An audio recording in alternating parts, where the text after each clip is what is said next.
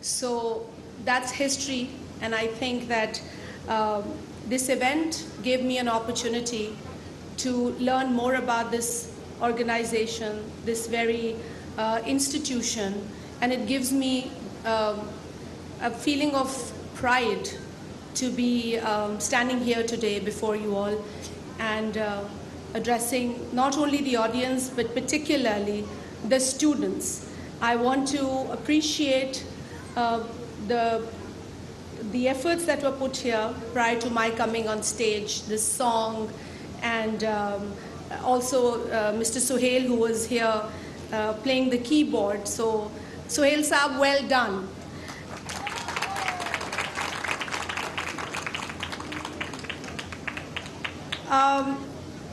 I mean, I have a speech before me, but I really don't know if I should go into that because this makes me very emotional when I come. And when I come to an event like this and I see so much hard work put in by those for whom it's not easy. And we've not made it easy for them, unfortunately. But I'm glad to hear what my brother Sadiq Memon said, that a lot is being done. And he admits and he realizes that a lot has to be done. He has achieved some goals, as also mentioned by Dr. Panjwani, but there's more to be done. We are signatories of some conventions like the Rights of Persons with Disabilities, which was adopted in December 2006 by the United Nations, and also the 17 Sustainable Goals and the Agenda for 2030.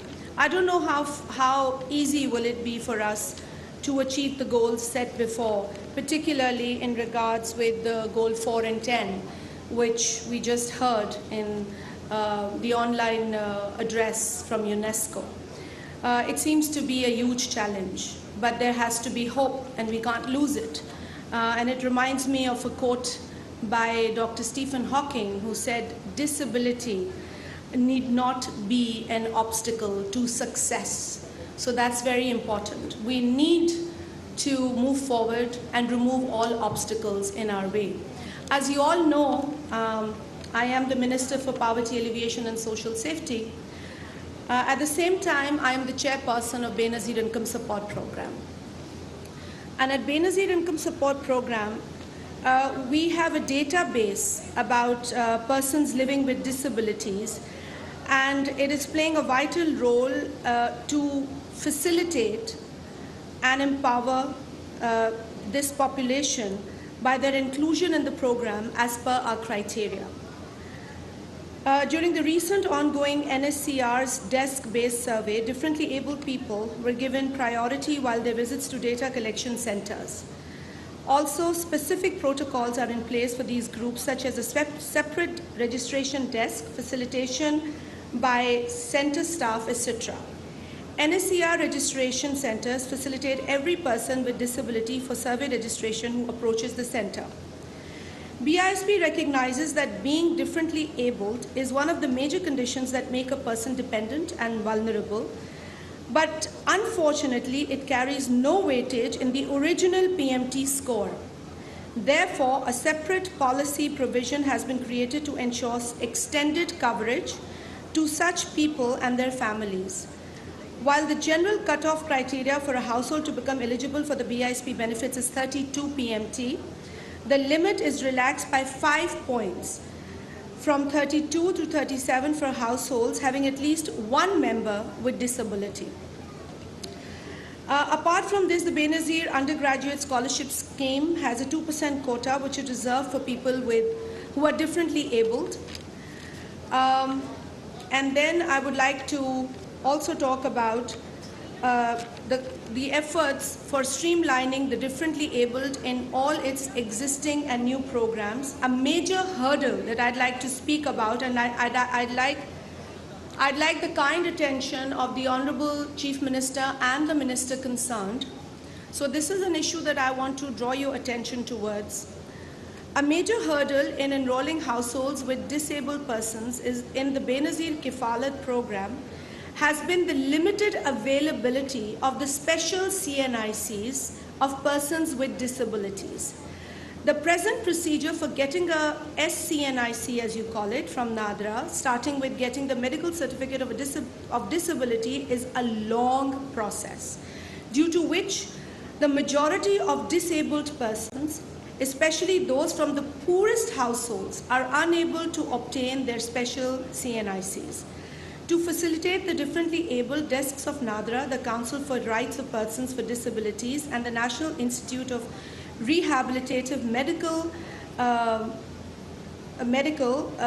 Medicine have been set up at recently established BISP One Window Center at Islamabad. This is enabling the potential unregistered, differently abled BISP beneficiaries to get certificate of disability, as well as applying for getting special CNIC at the NADRA desk. What I would like, because since you're all here, and I feel that this is one window operation of the Benazir Income Support Program in Islamabad, where we, with the help of other organizations, are trying to make the process easy. But this has to be easy for everyone in Pakistan, in all provinces of Pakistan, in all districts of Pakistan, in all union councils of Pakistan. So when we are here in Sindh today, I would just like to share one case story that happened to my sister, and she told me this morning. Well, I had to ask her again because I was coming here, though she told me the kind of problems that she went through. So my sister, who has polio, has an issue with her leg. Her CNIC expired when she was in the flood-hit district that we hail from. She realized that her CNIC had expired and she was busy in the flood activities. So she went to the NADRA desk and she wanted her CNIC made. So when they were ticking those boxes on the form, they said, oh, you don't need the SCNIC. She said, well, I wouldn't mind. She's never made one. So she said, why not? I can have one. So they had her tick that box off, the special CNIC. But they said, for this, you need a certificate. So the government has to give you a certificate. She said, fine, where do I get it? So the person said, I don't know where you get it. So this is the ignorance on part of NADRA, A. Secondly, okay, she said, I'll talk to the DHO.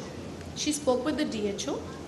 Obviously, she gets some privilege. She's a senator, right? So she talks to the DHO, and the DHO says, I'll make you one. And then he says, oh, wait a minute.